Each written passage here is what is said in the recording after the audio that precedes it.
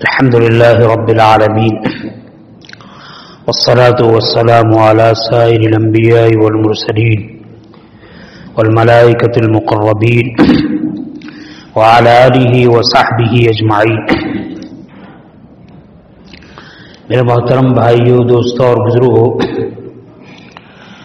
گزشتہ کل ہمارے علاقے کے ایک بہت بڑے عالم دین حضرت مولانا محمد کلیم مفتی کلیم صاحب رحمۃ اللہ علیہ کا انتقال ہو گیا. مجھے اس وقت یہ عرض کرنا ہے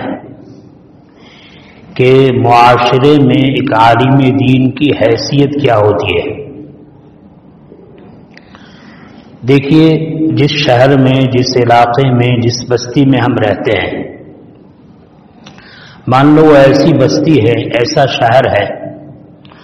جہاں اپنے وقت کا ایک بہت ہی بہترین آرکیٹیکٹ رہتا ہے، اپنے وقت کا ایک بہت بڑا اسپیشلسٹ ڈاکٹر رہتا ہے، اپنے وقت کا ایک بہت بڑا کانٹریکٹر رہتا ہے، اپنے زمانے کا مانا ہوا ایک بہت بڑا درزی رہتا ہے، اپنے وقت کا ایک بہت بڑا بڑھئی رہتا ہے. اور یہ ایسے لوگ ہیں کہ جن کے ساتھ ہماری ضرورتیں لگی ہوئی ہیں. اس بستی میں جس میں ہم رہتے ہیں اور ہماری ضرورتیں ان سے پوری ہوتی ہے، اور اگر یہ لوگ نہ رہے، چلے جائے، تو ہمارا کام اٹک جاتا ہے، ہمیں پریشانی سے دوچار ہونا پڑتا ہے. مثال کے طور پر ہمارے یہاں ایسا ڈاکٹر رہتا ہے کہ اگر ہارٹ کی تکلیف ہوئی تو وہ علاج کرتا ہے، کان کا درد ہے تو وہ علاج کرتا ہے،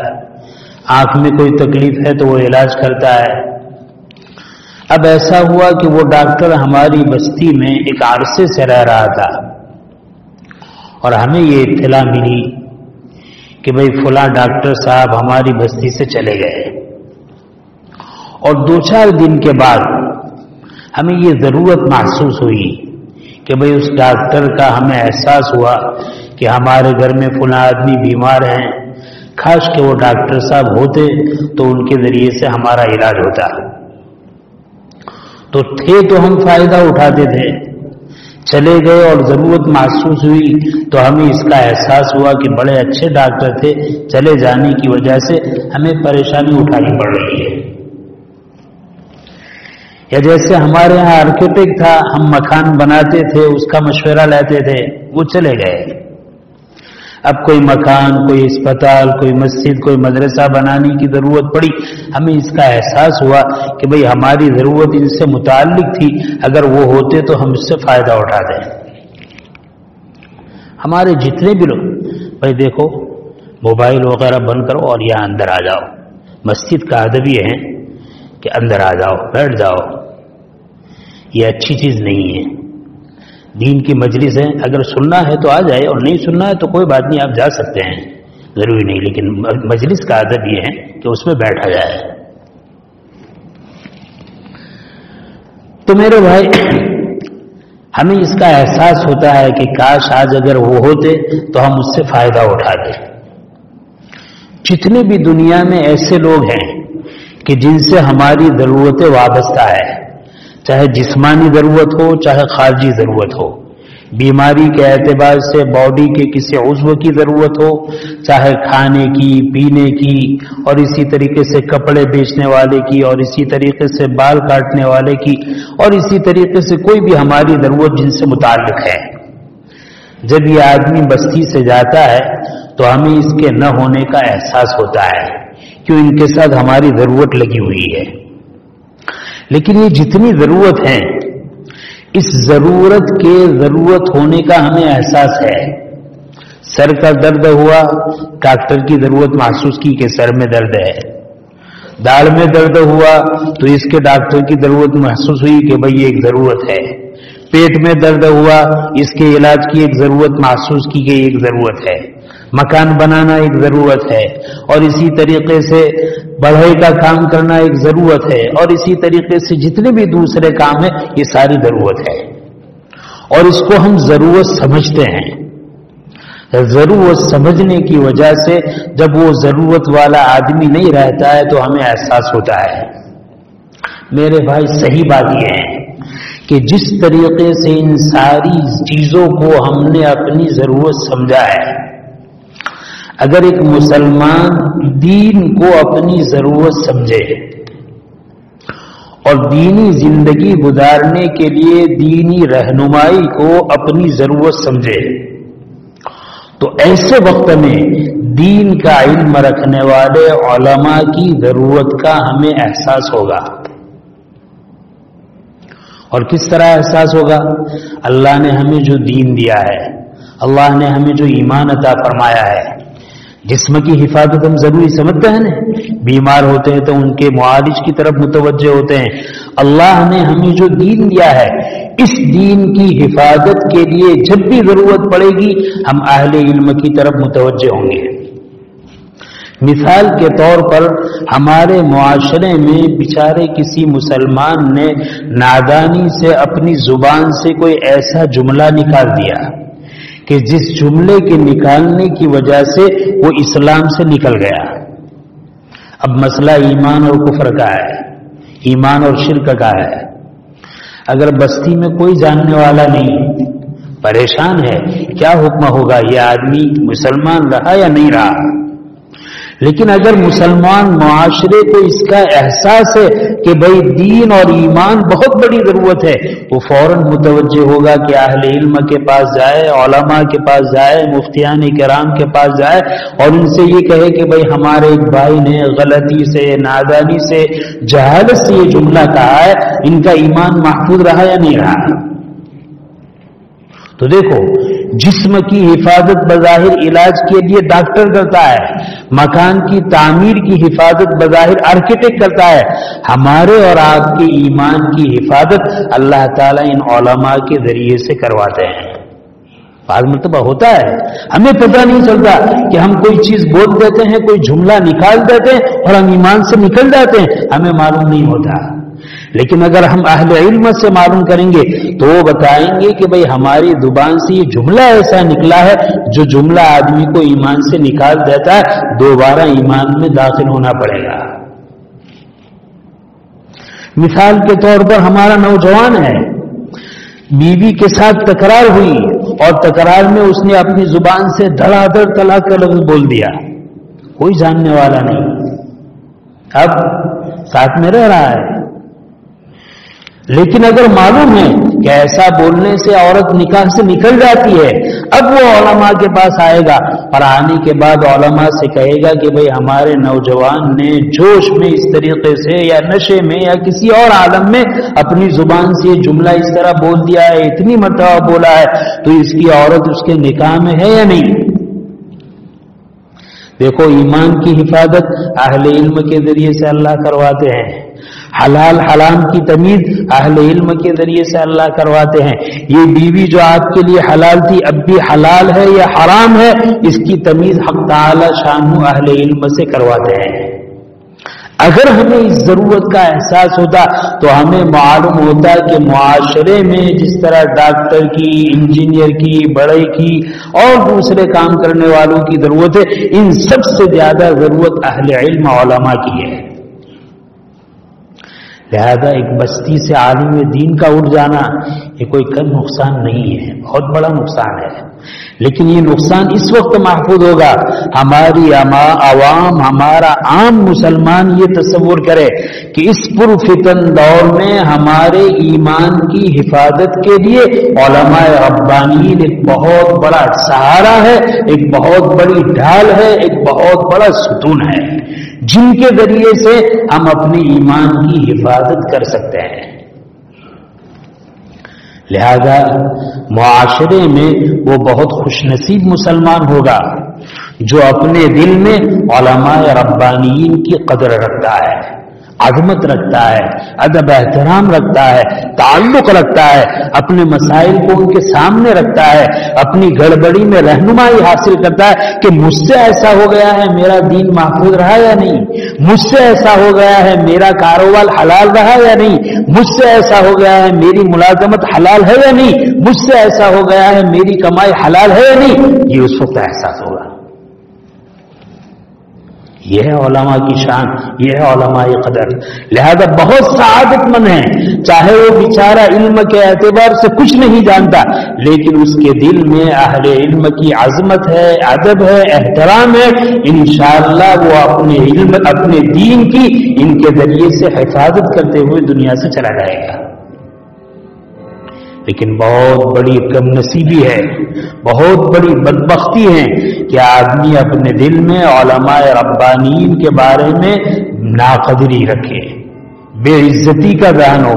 سوئے دل کا ذہن ہو، اور ان کے ساتھ دشمنی کا ذہن ہو، ان کے ساتھ حسد کا ذہن ہو، ان کے ساتھ نفرت کا ذہن ہو، ان کی مخالفت کا ذہن ہو. بہت بڑی مصیبت ہے.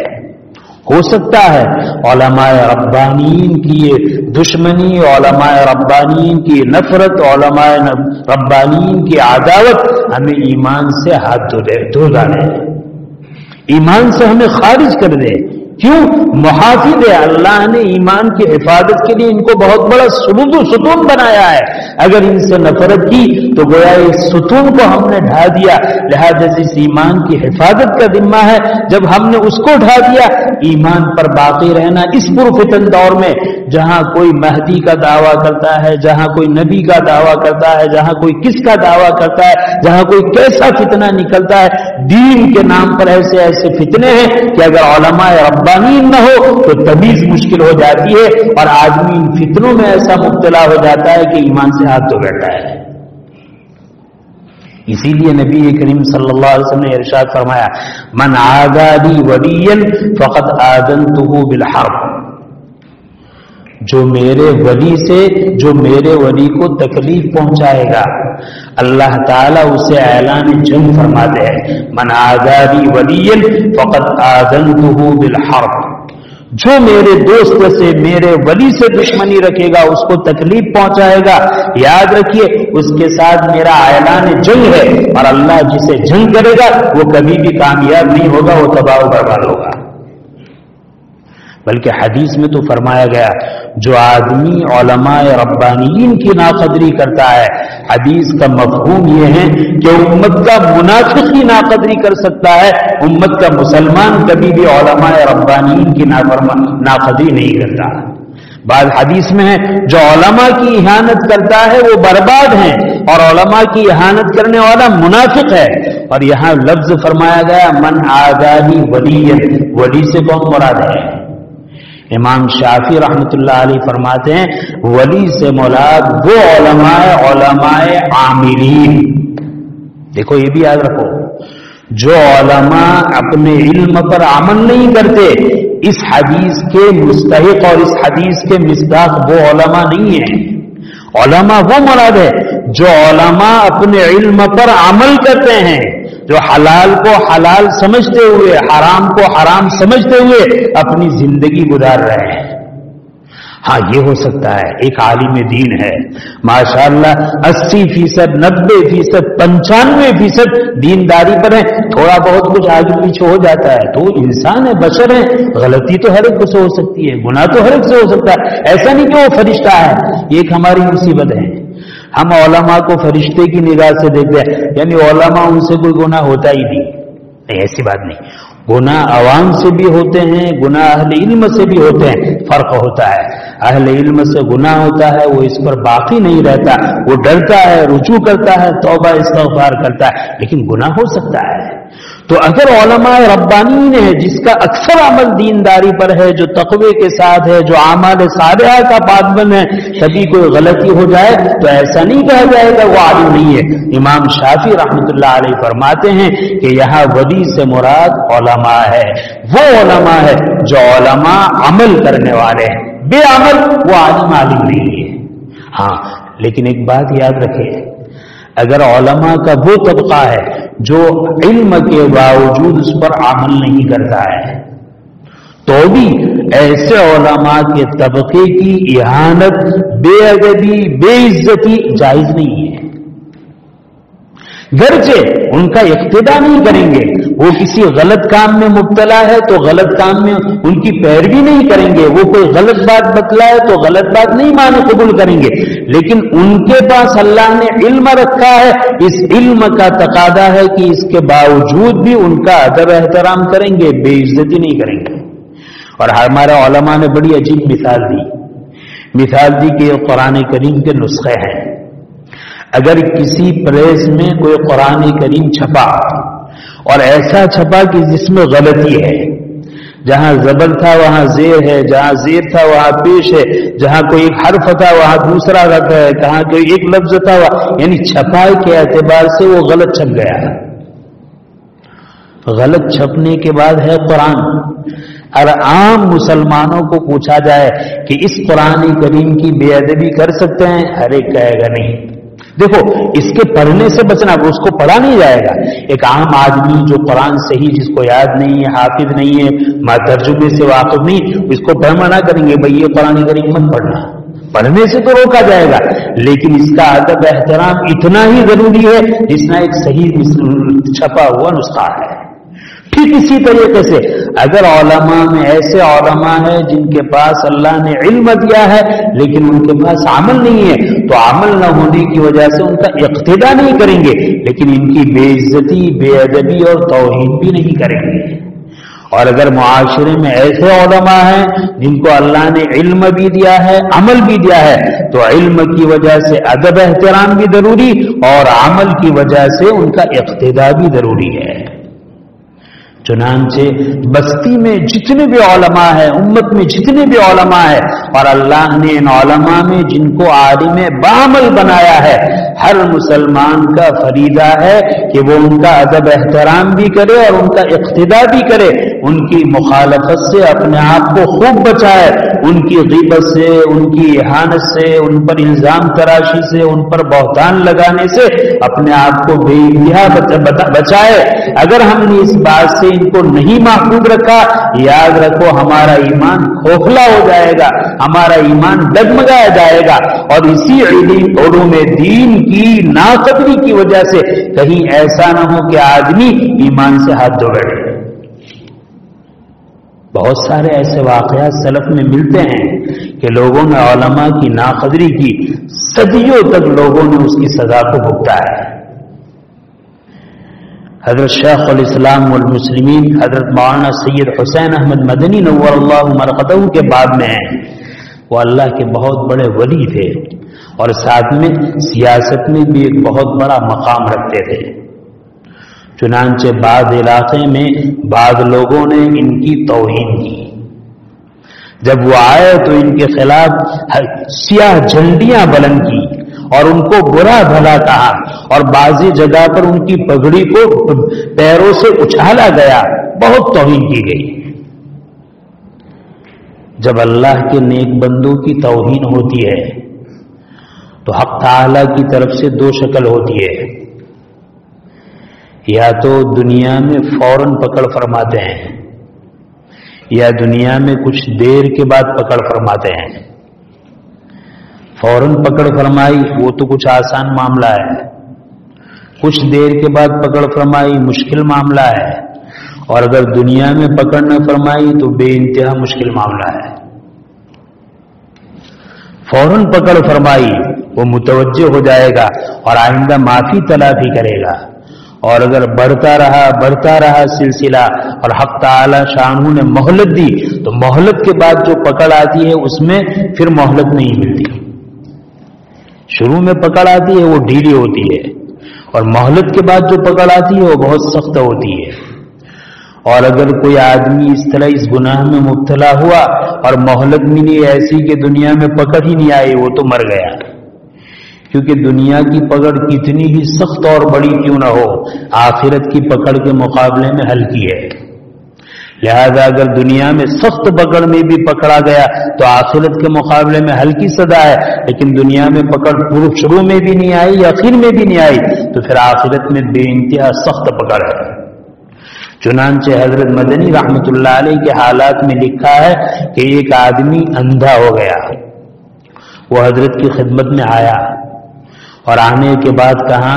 حضرت مجھے معاف فرما دے۔ کہا کیا ہوا؟ کہا کہ آپ فلاں بستی میں آئے تھے تو میں نے آپ کے خلاف سیاہ جھنڈیاں بلند کی تھی اور آپ کو برا بھلا کہا تھا۔ جب میں اس جلوس سے واپس لوٹا میری آنکھوں کی بینائی کمزور ہونے لگی، یہاں تک کہ میں اپنے گھر نہیں پہنچا اور آنکھوں سے اندھا ہو گیا۔ فوراً پکڑ۔ اور پھر کہا جب مجھے اس کا احساس ہوا کہ اللہ کے ایک ولی کی میں نے توہین کی ہے تو میں فوراً مسجد کی طرف گیا کہ جا کر صلاۃ التوبہ پڑھوں، اللہ سے معافی مانگوں۔ لیکن جب میں مسجد میں گیا تو اللہ تعالیٰ نے توفیق توبہ کو چھین لیا، مجھے ایسا معلوم ہوا کہ مسجد سے کوئی دھکا دے رہا ہے اور مجھے نکال رہا ہے۔ چنانچہ میں روتے ہوئے یہاں آیا ہوں، میں آپ سے معافی مانگنے کے لیے آیا ہوں۔ اللہ والے ہوتے ہیں۔ حضرت مدنی رحمت اللہ علیہ نے ان کو بٹھایا اور لوگوں کے سامنے بٹھایا اور کہا بھائی تو میرا مسلمان بھائی ہے، میں نے تجھے اللہ کے لیے معاف کر دیا اور میں تیرے لیے دعا کرتا ہوں اور سارے حاضرین سے کہتا ہوں کہ اللہ تجھے معاف کرے۔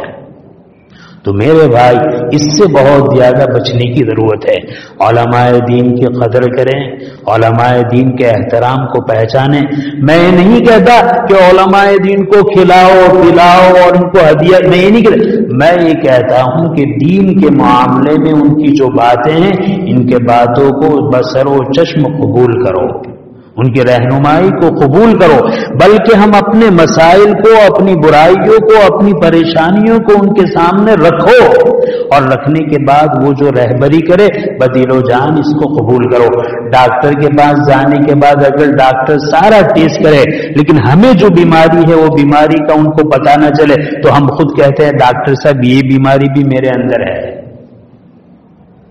اور پھر ڈاکٹر صاحب اس پر کہے کہ یہ بیماری ہے تو اس کا علاج یہ ہے، اور پھر ڈاکٹر کہے فلاں رپورٹ پھر کہا کہ نہیں اس کے علاوہ یہ بھی بیماری ہے، تو ڈاکٹر ایک کے بعد دوسری بیماری بتائے تو ہم ڈاکٹر کو دشمن سمجھتے ہیں، ہم ڈاکٹر کو بدخواہ سمجھتے ہیں، خیر خواہ سمجھتے ہیں۔ میرے بھائی اہل علم کے پاس جائے، اپنے مسائل کو حل کرائے، اپنی برائیوں کو بیان کرے اور راستہ کہے کہ بھئی اللہ کو راضی کرنے کا اس شکل میں راستہ کیا ہے۔ ماشاء اللہ ہماری بستی میں اللہ کے فضل سے دعوت تبلیغ کے ساتھ ہی تبلیغی جماعت آئی ہوئی ہے، بہت اللہ تعالیٰ ان کو جزائے خیر عطا فرمائے۔ دیکھو میرے بھائی کام دیکھنا تو آسان ہے، کرنا مشکل ہے۔ رمضان میں ایسے ماحول میں اپنی بستی کو، بستی کی سہولت کو، گھر کی راحتوں کو، گھر کے آرام کو، گھر کی نعمتوں کو چھوڑ کر اللہ کے راستے میں ایک بستی سے دوسری بستی میں آنا کوئی آسان بات نہیں ہے، بہت مشکل بات ہے۔ عام دنوں میں اللہ کے راستے میں نکلنا مشکل ہے، رمضان میں واقعی میں مشکل ہے۔ ہمارے جو بھائی نکلے ہیں بڑے قابل قدر ہیں، بڑے قابل احترام ہے، حق تعالی شانہ ان کا نکلنا بے انتہا قبول فرمائے۔ میں اپنے ان بھائیوں سے بہت محبت کے ساتھ، یہ میرے بھائی ہیں، اور دیکھو دین سارا کا سارا ایک ہے۔ مدارس اسلامیہ یہ بھی دین کا ایک شعبہ ہے، خانقاہ یہ بھی دین کا ایک شعبہ ہے، دعوت و تبلیغ یہ بھی دین کا ایک شعبہ ہے، یہ سب مل کر دین کی محنت کر رہے ہیں، کوئی شعبہ الگ نہیں ہے، سب دین کے شعبے ہیں۔ میں اپنے بھائیوں سے عرض کروں گا آپ جو قیمتی وقت نکال کر آئے ہیں، آپ کا وقت بے انتہا قیمتی ہے، بہت قیمتی ہے۔ آپ نے جو اپنے وقت کو فارغ کیا ہے، اپنی بستیوں کو چھوڑ کر اللہ کے راستے میں مختلف بستیوں میں، مختلف دیہاتوں میں تشریف لے جائیں گے، اللہ کا بہت بڑا وقت فضل ہے۔ اللہ تعالیٰ نے آپ کو جو وقت دیا ہے، یہ وقت کی قدر بہت بڑی چیز ہے۔ دیکھو آپ نے بہت بڑی قربانی دی ہے، وقت کو قیمتی بنایا ہے، تو شیطان اور نفس پریشان ہے کہ یار یہ تو اپنے گھر کی سہولت، نعمت، راحت کو چھوڑ کر اللہ کے راستے میں نکل گیا، اگر اس نے اس وقت کو صحیح معنی میں لگا دیا تو یہ تو بن جائے گا، میرے ہاتھ سے نکل جائے گا۔ शैतान ये कहता है, नफ्स कहता है मेरे हाथ से निकल जाएगा, ये तो अल्लाह वाला बन जाएगा, अब ऐसा करो कि हम तो चाहते थे ये न निकले, निकल गया है, अब इनके वक्त को यहां जाया कराओ। लिहाजा नफ्स और शैतान ये कोशिश करेगा कि तुम्हारा ये जो कीमती वक्त है इस वक्त को जाया कराएगा। मैं आपसे बहुत मोहब्बत से आग्रह करता हूं, माशाअल्लाह आप हज़रात अपने अमीर की रहनुमाई में अपने वक्त को इस तरह मुनज़्ज़म करें कि आपका एक मिनट, आपका एक लम्हा भी ज़ाया न होने पाए। माशाअल्लाह आप कीमती वक्त लेकर आए, कीमती वक्त को जितना कीमती बनाओगे अल्लाह ताला की तरफ से आपको इतना नवाजा जाएगा। और मेरे भाई माशाअल्लाह आप तो सीखने सिखाने के लिए आए हैं, इस तरीके से आप अपने वक्त लगाओ। मैं ऐसे वक्त पर एक बात कहता हूं, एक है इल्म और एक है अमल। इल्म से इल्म जिंदा होता है, इल्म से अमल सही होता है, दो चीज है। इल्म से इल्म जिंदा होता है और इल्म से अमल सही होता है, लेकिन अमल से अमल जिंदा होता है, अमल से अमल जिंदा होता है। हमारे वो भाई जो अल्लाह के रास्ते में निकले हैं, हमारे वो भाई जो मसलन एहतिकाफ में होते हैं, इन हजरात का बहुत बड़ा काम ये है कि वो कोशिश करे कि हमारे ये 3 दिन, हमारे ये 10 दिन, हमारा ये महीना एहतिकाफ का, ये जमात का इस तरीके से गुजरे कि हमारी कोई भी फर्ज नमाज की तकबीर उला जाने न पाए। इसका खास ख्याल रखें। और तकबीर उला कब नहीं जाएगी? एक बात और आप कर ले, वो कर ले क्या कि भाई मस्जिद के जो मुसल्ली हैं अगर फर्ज नमाज के लिए 10 मिनट पहले आ जाते हैं तो आप ये एहतमाम करें कि आप 15 मिनट पहले आ जाए। माशाअल्लाह आपका ये अमल देखो, एक तो आपकी मेहनत, आप अल्लाह के दीन की तरफ बुलाते हैं, समझाते हैं, एक मेहनत बहुत बड़ा काम है, लेकिन इसके साथ आपका अमल, अगर आपका अमल होगा कि आप जिस नमाज की तरफ बुला रहे हैं, जिस सुन्नत की तरफ बुला रहे हैं, जिस दावत की तरफ बुला रहे हैं, आपने इसको अमली तौर पर पेश किया तो आपका समझाना इतना मुफीद नहीं होगा जितना आपका अमल मुफीद होगा। करेंगे इंशाअल्लाह हर नमाज से। आम तौर पर जो हमारे मुसल्ली, जिस मस्जिद में भी जाओ वहां आप देखोगे यहाँ मस्जिद के मुसल्ली कितनी जल्दी आते हैं, जितनी जल्दी आते हैं इससे 5 मिनट 10 मिनट पहले आप अपनी सारी जरूरत से फारिग होकर मस्जिद में आ जाइए। इंशाअल्लाह आपका ये अमल इनके लिए बहुत बड़ी तबलीग, इनके लिए बहुत बड़ी हिदायत का जरिया बनेगा। और देखो मैं कहता हूं, मैं तालिब इल्म हूं, अगर मैं अमल में कोताही करूंगा तो हमारी आवाम मुझे नहीं कबूल करेगी। मौलवी साहब ने टेगाने वाले ने, साफ बात है।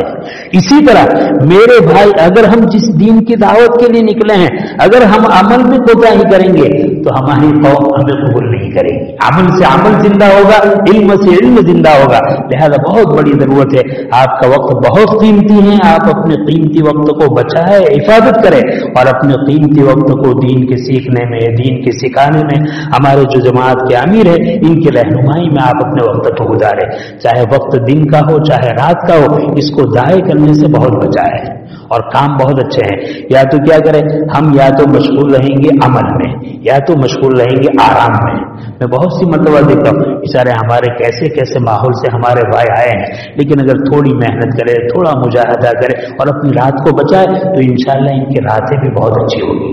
बाद मरतबा हमारी गफलत क्या होती है, हमारी गफलत होती है कि रात को हम मोबाइल में पूरी रात गुजार देते हैं।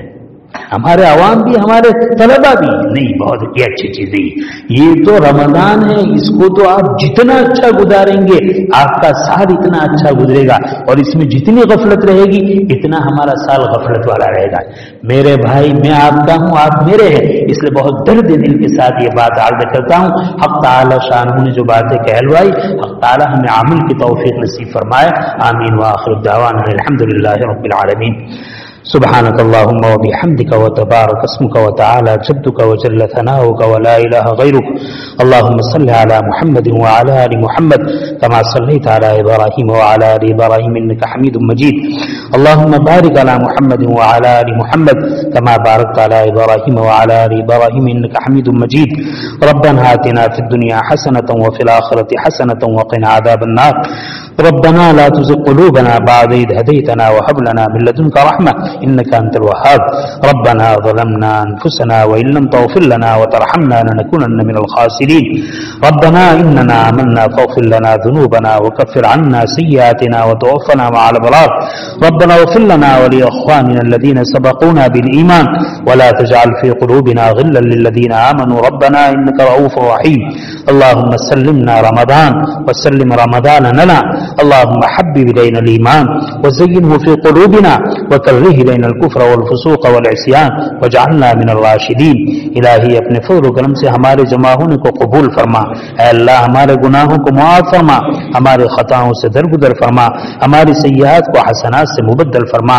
اے اللہ ہمیں اپنے اہل علم علماء کی قدردانی کی توفیق عطا فرما ادب احترام کی توفیق عطا فرما اے اللہ ہمارے جو علماء زندہ ہیں اے اللہ ان کے علوم سے ہمیں مستفید فرما اے اللہ ان کی نسلوں کے اے اللہ ان کی نسلوں میں علماء ربانیین پیدا ہو اس کی شکلیں پیدا فرما اے اللہ ان کی قدردانی کے صلے میں ہماری اولادوں میں علماء ربانیین پیدا ہو اے اللہ اس کی شکلیں اور صورتیں پیدا فرما اے اللہ جو علماء دنیا سے چل بسے اے اللہ ان کی کروٹ کروٹ مغفرت فرما ان کے درجات کو بلند فرما ان کو جنت الفردوس عطا فرما اے اللہ ان کے پسماندگان کو صبر جمیل اور اجر جزیل نصیب فرما اے اللہ علماء کی نافذی سے ان کی اہانت سے ان کے مقابل آنے سے اے اللہ ہماری پوری حفاظت فرما اے اللہ ہماری پوری حفاظت فرما اے اللہ ہمیں اپنی غلطی کا صحیح احساس نصیب فرما اے اللہ ہمیں اپنی غلطی کا صحیح احساس نصیب فرما اے اللہ علماء دین کی ناقدری کر کے شیطان کو خوش کرنے سے ہماری حفاظت فرما اے اللہ ہماری بستی میں اے اللہ جو دعوت و تبلیغ کی نسبت پر جو حضرات تشریف لائے ہیں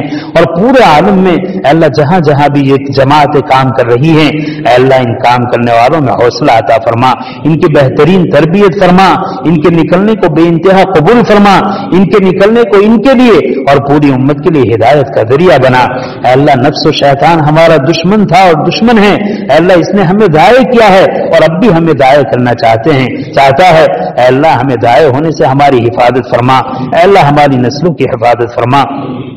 اے اللہ ہمارے جو بھائی اول اس راستے میں نکلے ہیں اے اللہ ان کی بہترین تربیت فرما اے اللہ ان کو اس کام سے لگائے رکھ اے اللہ اس کام کے فوائد اور اثرات سے انہیں مالا مال فرما ان کی نسلوں کو اس کی محنت کے لیے قبول فرما اے اللہ اس کام کے ذریعے سے آپ نے امت میں ہدایت کی جو ہوائیں عام کی ہیں اے اللہ اس سے ہمیں بھی محروم نہ فرما اے اللہ اس سے ہمیں بھی محروم نہ فرما اے اللہ جہاں کہیں بھی جس حال میں یہ کام کر رہے ہیں اے اللہ ان کی مدد فرما ان کی حفاظت فرما ان کی دستگیری فرما ان کی بہترین تربیت فرما اے اللہ ان کے وقت کے ضائع ہونے سے ان کے وقت کو ضائع کرنے سے ان کی پوری حفاظت فرما اے اللہ جس مقصد کے لیے نکلے ہیں اس مقصد میں بھرپور کامیابی نصیب فرما اے اللہ جماعت کے ایک ساتھی کو اپنے امیر کی اے اللہ پورے اطاعت کی توفیق عطا فرما اور ان کے امیر کو ان کی بہترین تعلیم و تربیت کی توفیق عطا فرما اے اللہ جہاں کہیں بھی دین کے جس شعبے میں جتنی بھی محنتیں ہو رہی ہے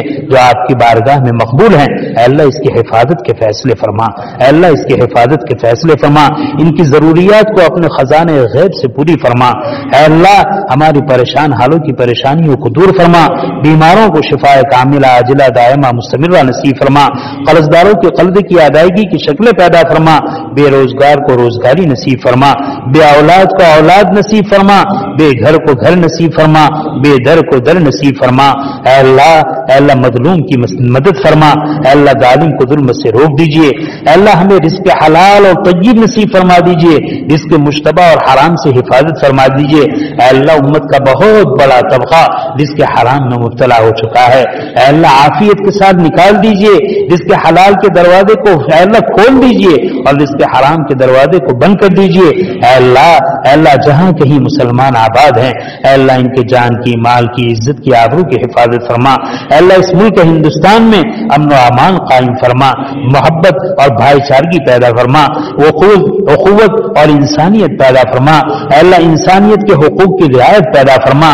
عدل و انصاف قائم فرما امن و سلامتی اور سکون پیدا فرما نا اتفاقی سے لڑائی فساد سے دنگوں سے اے اللہ املاک کے برباد کرنے سے اے اللہ پورے امت کی حفاظت فرما پورے ملک کی حفاظت حفاظت فرما، ملک کی ترقی کے اور ملک کی بقا کے فیصلے فرما، عافیت کے فیصلے فرما، امن و سلامتی کے فیصلے فرما، ہر خیر کو مقدر فرما، ہر شر سے حفاظت فرما، حرمین شریفین کی حفاظت فرما، بیت المقدس کی اے اللہ چھٹکارے کی اور رہائی کی شکل پیدا فرما، اے اللہ جو کچھ مانگا وہ بھی عطا فرما، جو کچھ رہ گیا اپنے فضل سے اس سے بڑھ کر اور بہتر عافیت کے ساتھ بے ماگی نصیب فرما۔ الہ العالمین ہماری دعا کو اپنے فضل و کرم سے، اپنے اسماء حسنہ کی برکت سے اور حضرات انبیاء اور رسول علیہ الصلاۃ والسلام کے صدقہ طفیل قبول فرما۔ اللهم انا نسألك من خير ما سألك منه نبيك وحبيبك محمد صلى الله عليه وسلم، ونعوذ بك من شر ما استعاذك منه نبيك وعبدك محمد صلى الله عليه وسلم، وأنت المستعان وعليك البلاغ، لا حول ولا قوة إلا بالله العلي العظيم۔ ربنا تقبل منا إنك أنت السميع العليم، وتب علينا إنك أنت التواب الرحيم، وصلى الله تعالى على خير خلقه سيدنا ومولانا محمد وآله وصحبه أجمعين، آمين برحمتك يا أرحم الراحمين۔